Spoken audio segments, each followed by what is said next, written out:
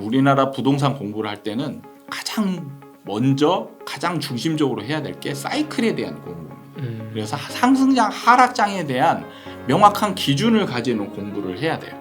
그거를 해놓고 있으면은 이제 내가 봤을 때 지금 이제 상승하겠구나 확신이 들면 그때 과감하게 들어가서 거주와 시세 차익을 동시에 해결하는 그런 전략을 가질 수가 있죠. 일반 시청자분들이 많이 궁금해하시는 질문을 하나 드려볼게요.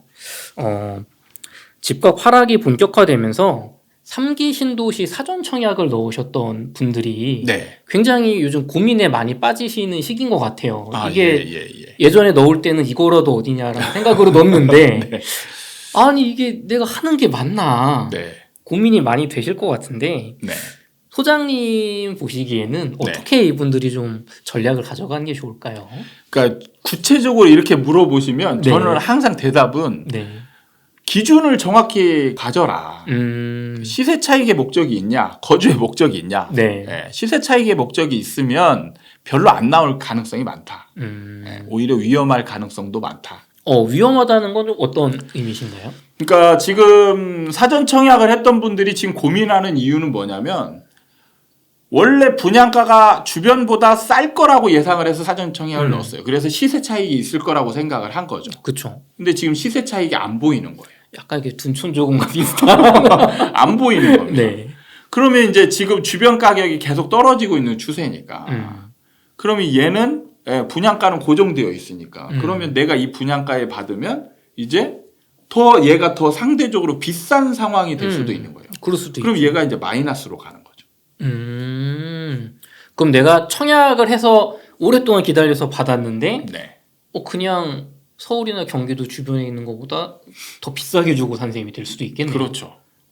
그래서 제가 제 영상에서는 3기 신도시 자체가 위험할 수도 있다라는 영상들을 몇 번 올린 적이 있습니다. 그때 당시에는 그게 아무도 받아들여지지 않았는데, 그러니까 분양가 상한제에 너무 그 포커스가 맞춰져 있어요. 그렇죠. 상한제로 하니까 이 가격은 뭐 충분히 이 거품을 뺀 가격이다. 네. 그러니까 이게 추세를 반영하지 않은 분석인 거예요. 그때는 아파트 가격이 다른 아파트 가격이 상승하던 때였으니까 분양가 상한제가 적용이 되면 충분히 싼 가격이 되는 거예요. 근데 고점에서의 분양가 상한제는 하락장으로 접어들면 오히려 더 비싼 가격이 돼요. 그렇죠. 작년에 청약 당첨되신 분들은 네. 막 5억 로또, 10억 로또 받았다고 했는데 네. 사실은 그게 불과 1년 만에 그거 상승분을 거의 다 반납을 해버리면 네. 뭐 어떻게 보면 더 하락이 이루어지는 비싸게 사는 게 되는 거잖아요. 그렇죠. 그러면은 그럼 3기 신도시를 청약을 내가 넣지 않는다고 했을 때 네. 그렇다고 그냥 뭐 손을 놓고 있으면 네. 어떤 이렇게 구체적인 방법이 안 나오잖아요. 네. 그럼 소장님께서 그럼 만약에 내가 거주 말고 약간 시세 차익도 욕심이 있어서 본 청약을 안 넣었어요. 네. 그러면 어떤 거를 공부를 하거나 준비를 해야 될까요? 지금 당연히 제가 말씀드릴 수 있는 거는 네.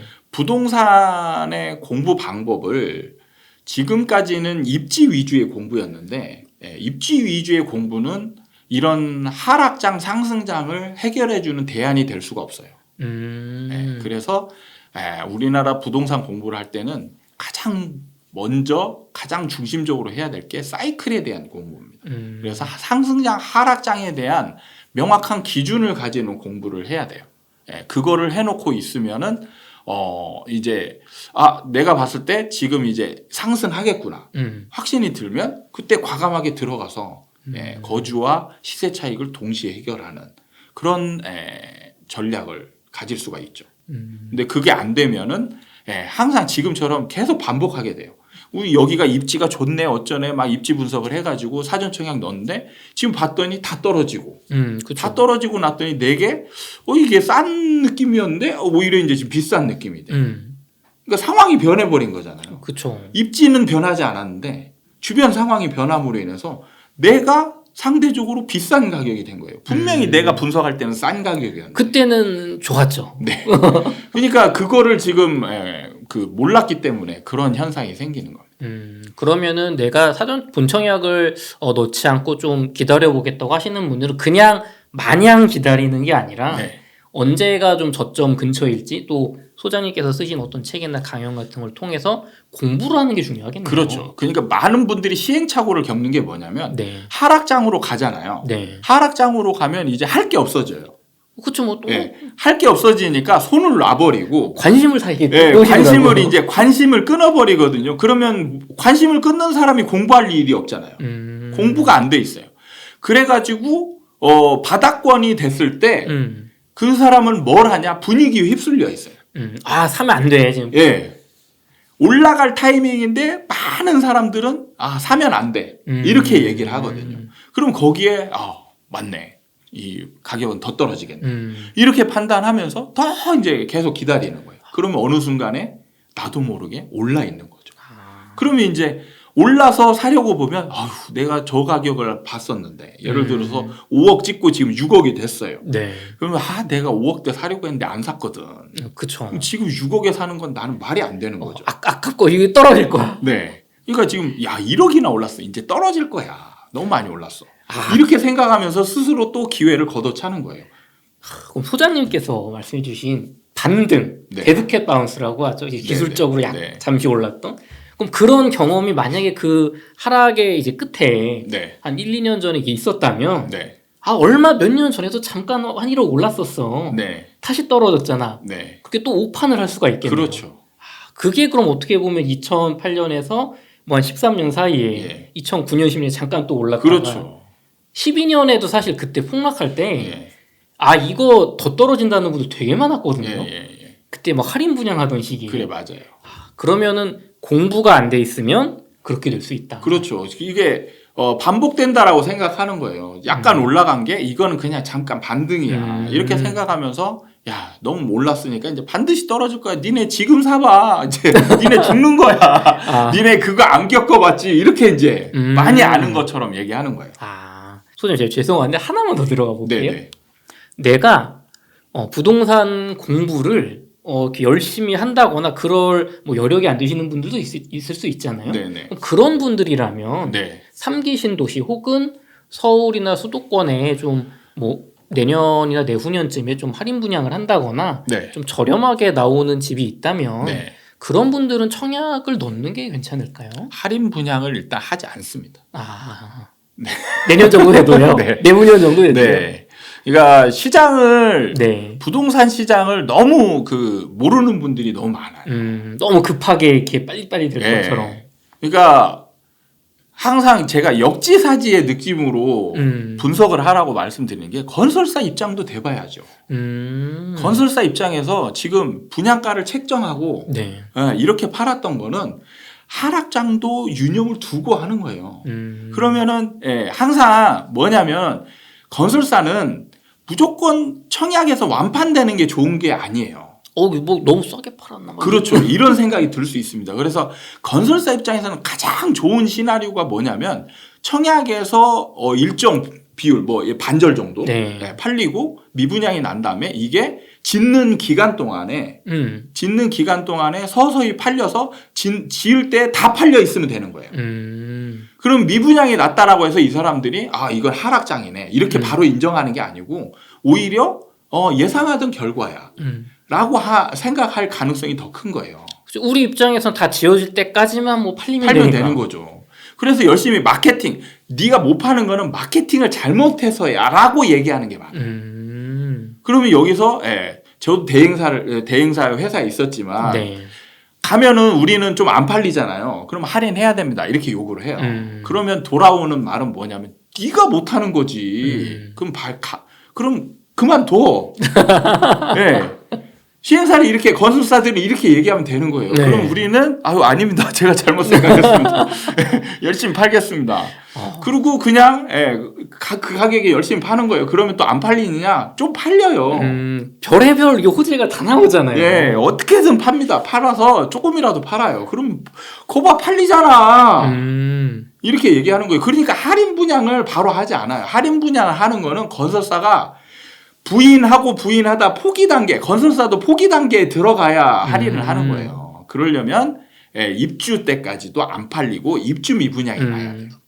그렇죠. 중공업 미분양이 나야 그때서야. 그리고 중고급 미분양이 나도 못 팔아요. 할인 못 합니다. 못 하는 이유가 원분양자들이 있기 때문에.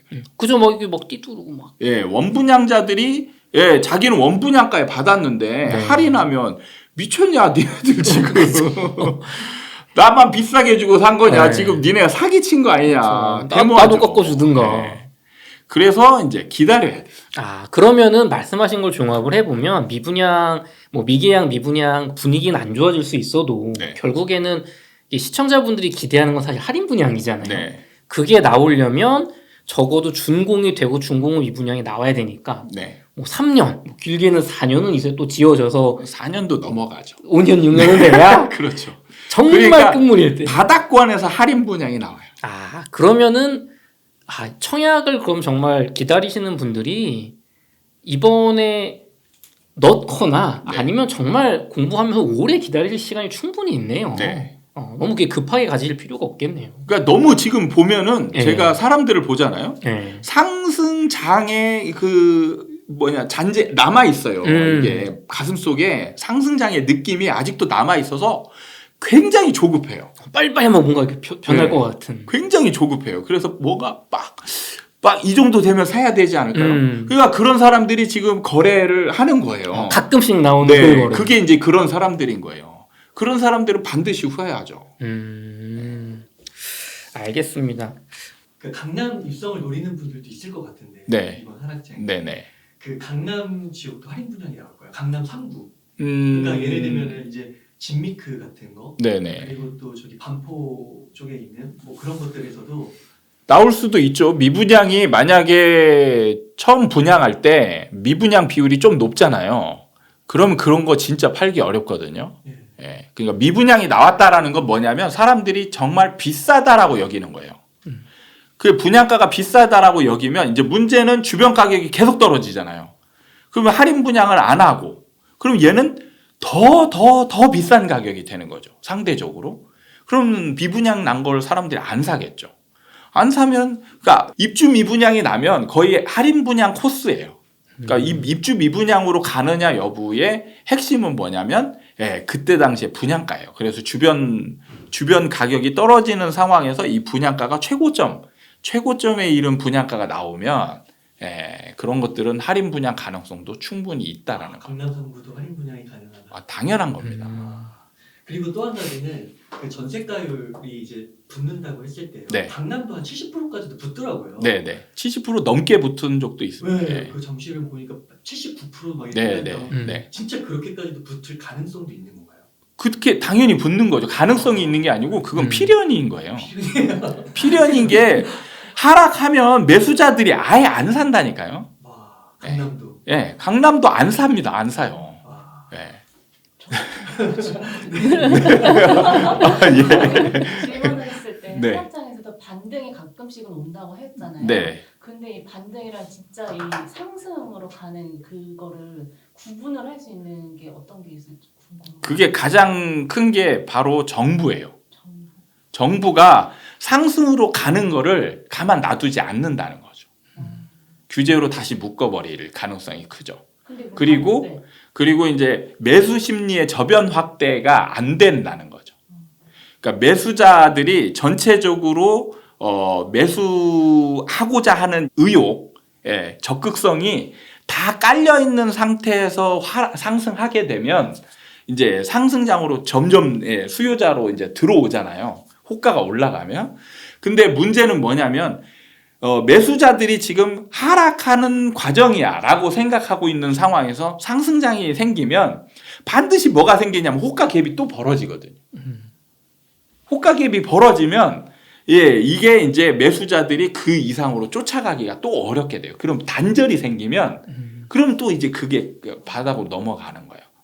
그러니까 정부가 반드시 규제를 또 할 가능성이 많고 그다음에 그렇게 하지 않더라도 매수자가 저변에 깔려 있는 심리 상태가 지금은 이제 하락장으로 이제 넘어간다라고 인정하는 쪽이 많아졌기 때문에 이제 호가 갭이 조금씩 벌어졌을 때 쫓아 올라가서 사는 사람들이 없다는 얘기예요.